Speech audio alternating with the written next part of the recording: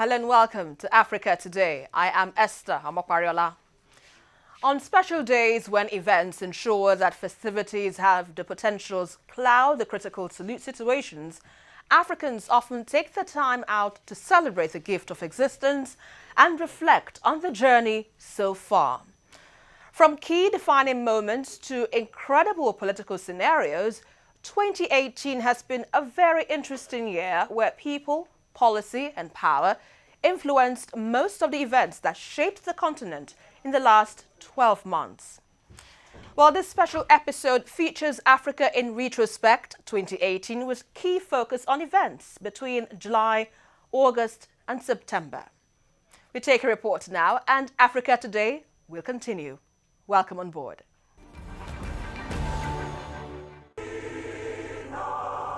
On Wednesday, July the 18th, the world celebrated Nelson Mandela Day, which marked 100 years since his birth on July 18, 1918.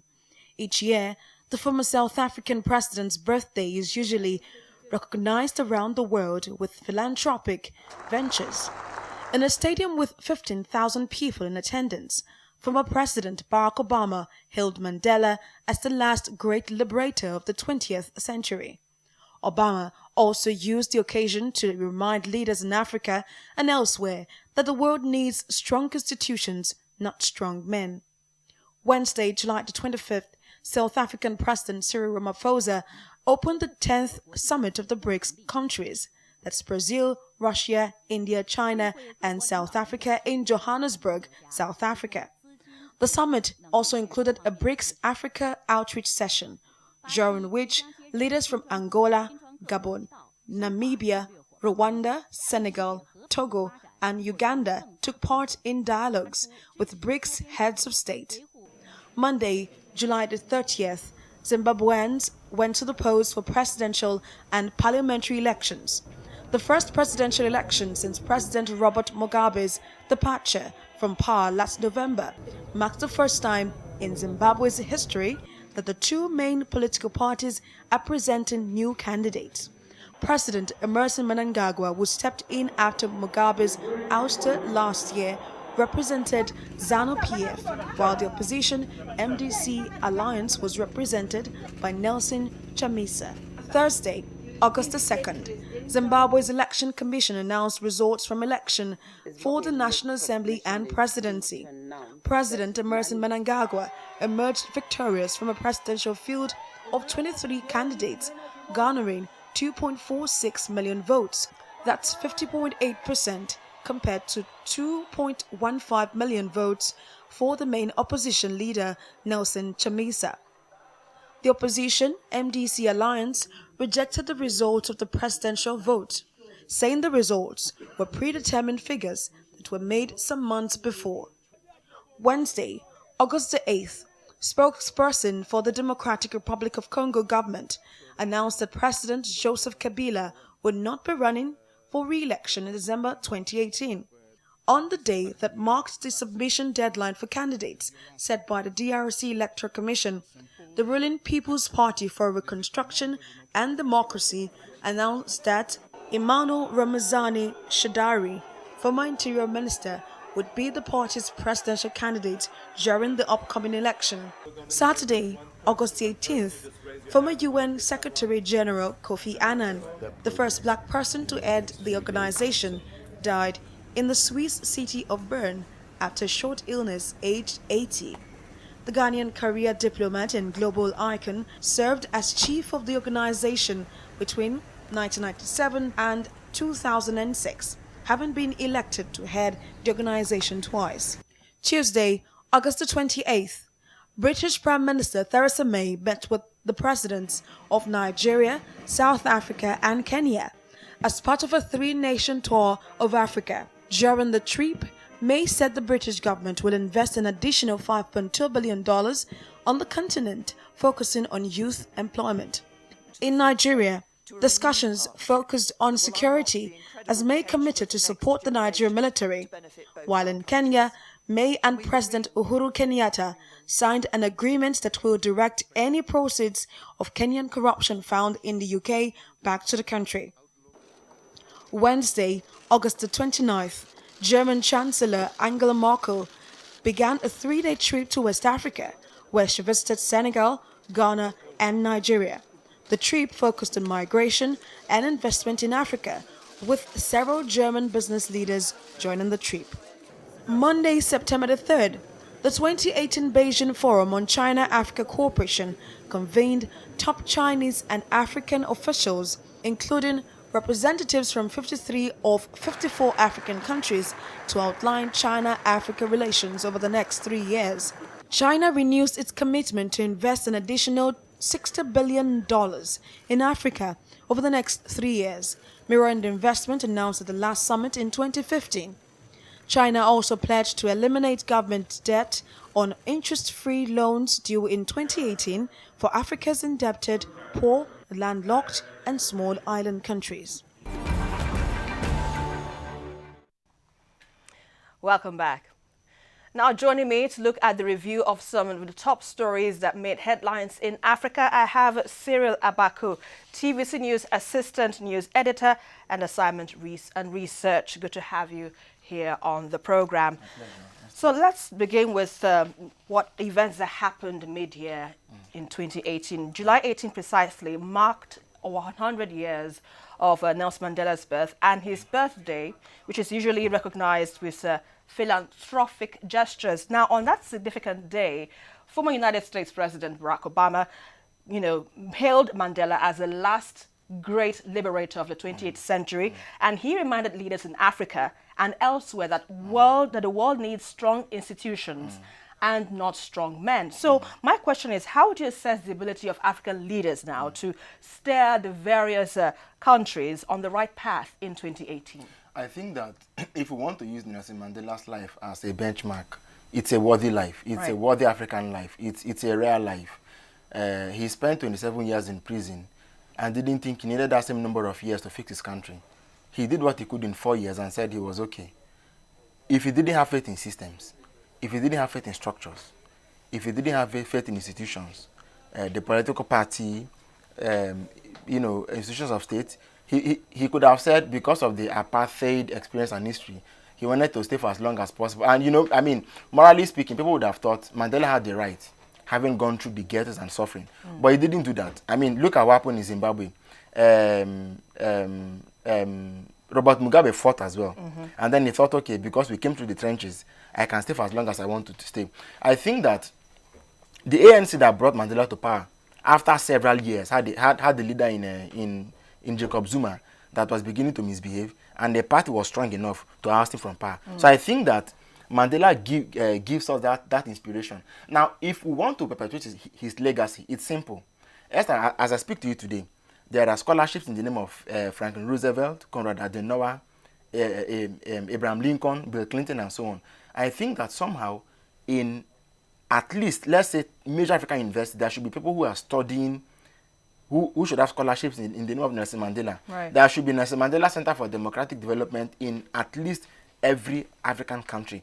There must be a way we deliberately want to make his footprint seen and known everywhere. Because, you see, it takes a good example to create another one. If you don't have good examples, you're not going to make any headway. Right. Yes, it takes men to build institutions, but it takes the right men to build the right institutions. Again, if I draw a parallel with Zimbabwe, where you had one man as the chairman of the election management body from 1980 to 2018, it's a farce. It's farcical. Because one man cannot remain. You can't look at the can and say only one person has the wisdom to fix everything. So I think that somehow, Mandela had a successor in Thabo Mbeki, and then Zuma followed, and then you have Ramaphosa. All these people were one way or the other involved in the apartheid struggle. So I think that our political parties have carry the bane of that responsibility. It is from the party that people grow through the rank and file to succeed others. Look at the US, for instance. After George Bush, the senior, Dick Cheney, Bush's son, all of them, including Condoleezza Rice, had all been part and parcel of the party establishment from the top down. And so today you are chief of staff, tomorrow you become vice president. It's not entrenchment. It is mentorship, it is succession, it is leadership development. And you can see the trajectory of the ideology and philosophy that these people believed in, and they brought it to government. So I think that we need more Nelson Mandelas. Unfortunately, that spirit is not catching on as fast as it should. Right. Why? Yes. Well, I mean, once in a while there are flashes in the pan. In Ghana, John Mahama lost an election and he conceded. We cannot say that was the idea of his party, for instance. Okay, it looked like it was personal goodness. In Nigeria, to Goodluck Jonathan looked very different. I mean, if you look at his personal mien, he looks very different from the party that he represents. So in a way, I think that the institutions must make men, right, and must have value, core values that they must not go less than, you know, like what we call mandatory minimums. Not go below or go under. Yes, it is values and philosophy, right, and ideology and core beliefs that make us who we are or make us what we are not. So, but again, the ANC as a party, or even any other party across Africa, for instance, must begin to have values and core ideologies that they must hold on to. Right. Whoever comes, whoever goes.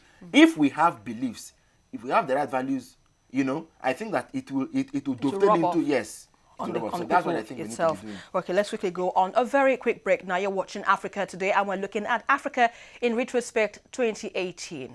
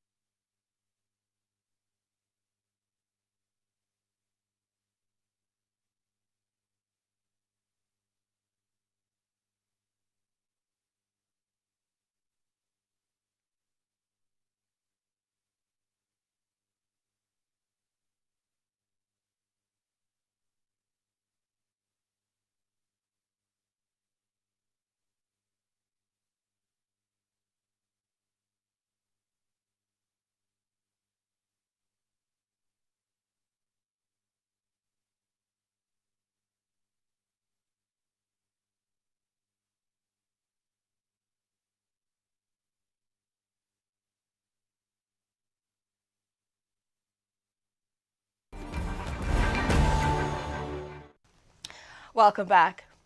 Well, a while ago, I had Cyril Abaku, Assistant TVC News Editor and Assignment on Research and Analyzing Africa in Retrospect 2018.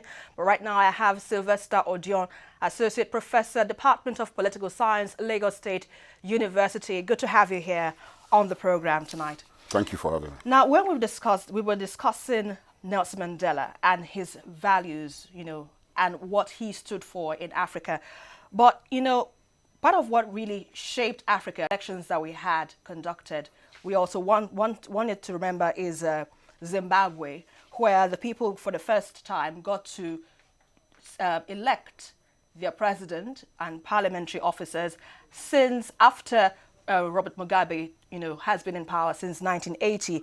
But, you know, the Electoral Commission, after the elections, announced Emmerson Mnangagwa of the ruling ZANU-PF as the winner of the elections. But the opposition disagreed, saying the results were predetermined figures that were made some months before. Now, talking about the election process in Africa generally, how would you assess, or what are your thoughts on how the elections were held in some African countries in the outgoing year, and what areas do you think needs improvement? I think essentially the nature of elections in Africa, you know, has to do with the composition of the African states. Most African states are highly politicized in terms of ethnicity. Primordial settlements, you know, are much in vogue in most of these countries. So all of these things are instrumentalized once it comes to the election period. You know, so that's one thing to note. But really, the platform is that most of the elections in Africa, or let's say sub-Saharan Africa, are along the path of liberal democracy. So you have to understand that. So liberal democracy has some basic, features. It talks about free and fair elections, periodic elections, freedom of expression, franchise on the part of the electorate. You can exercise, you can vote for candidates, you can also stand for election to be voted for. So these are basic features of liberal democracy. Now the question is that, do we observe all of these things? No. I remember the former president of Congo, Brazzaville, Pascal Lissouba. He says incumbents don't organize elections to lose.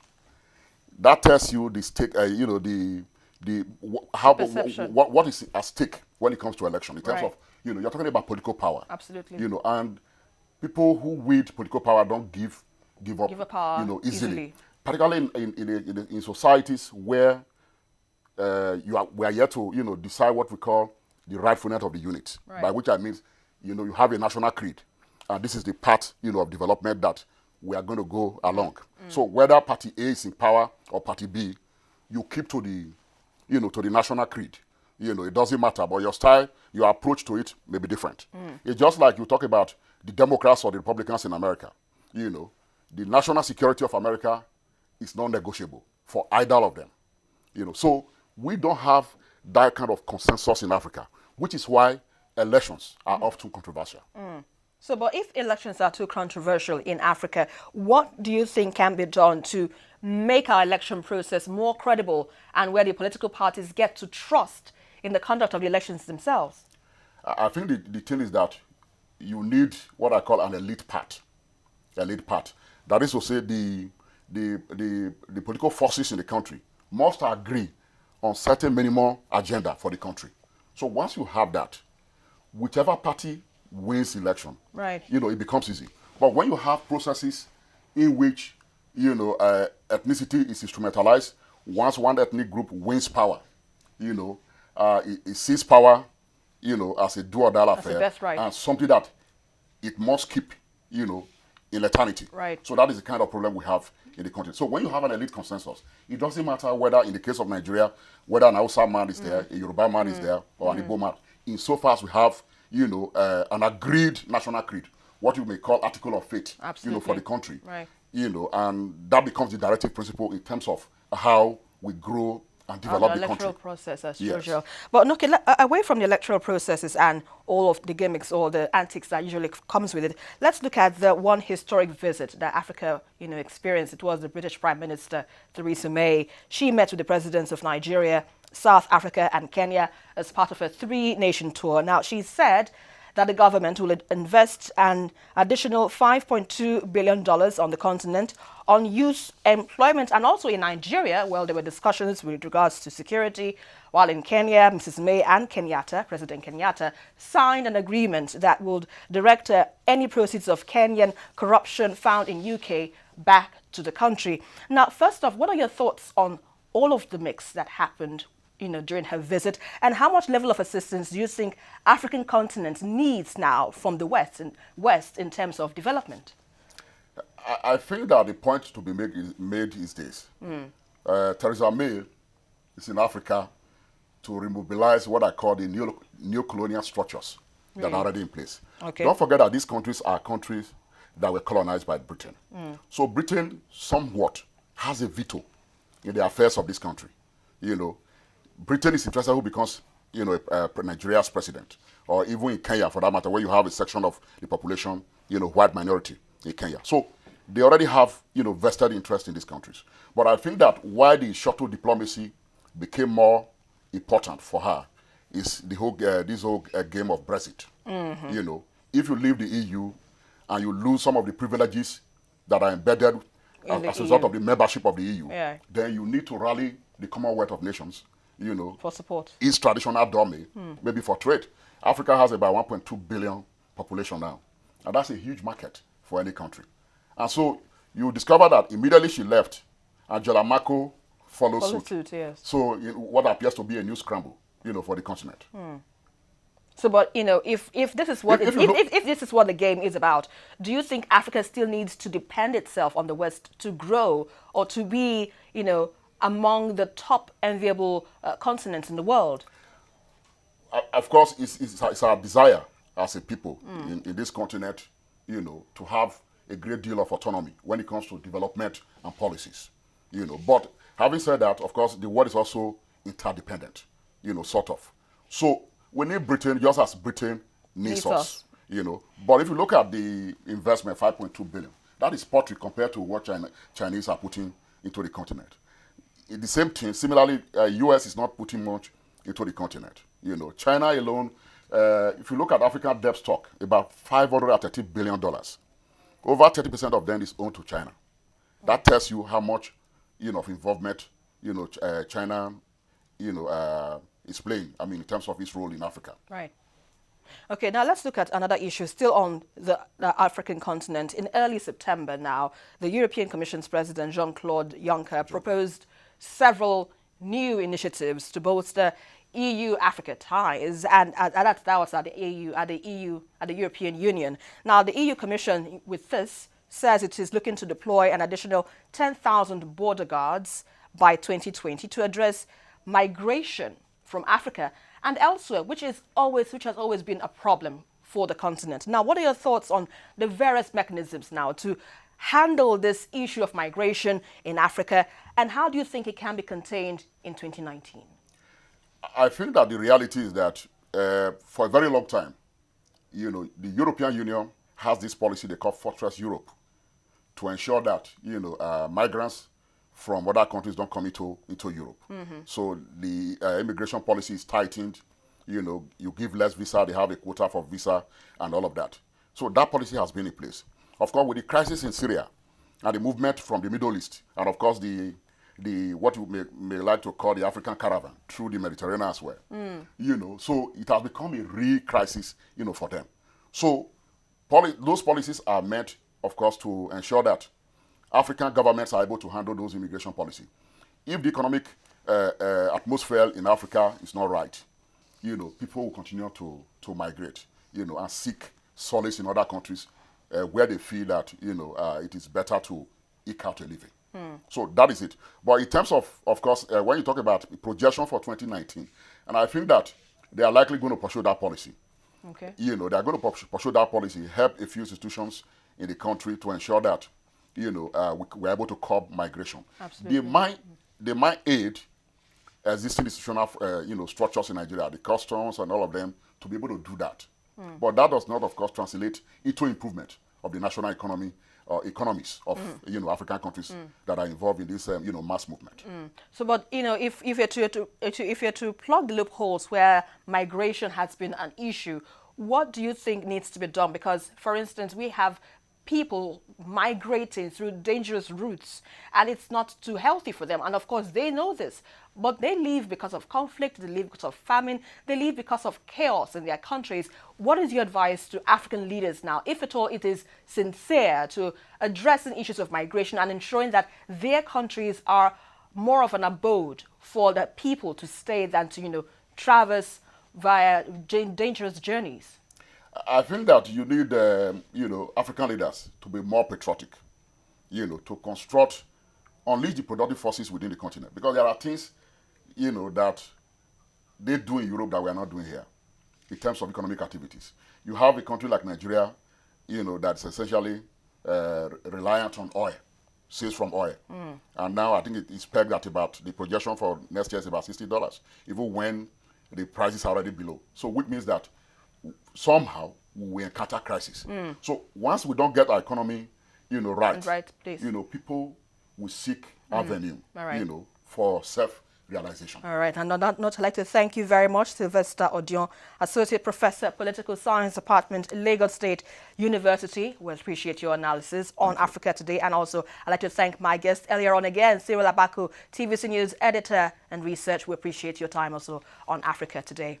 And with that, it's a wrap on the show. For more, log into our website, tvcnews.tv, and also join the conversation on our various media platforms using @TVC News NG. Thank you for watching. I am Esther Amopariola. Bye for now.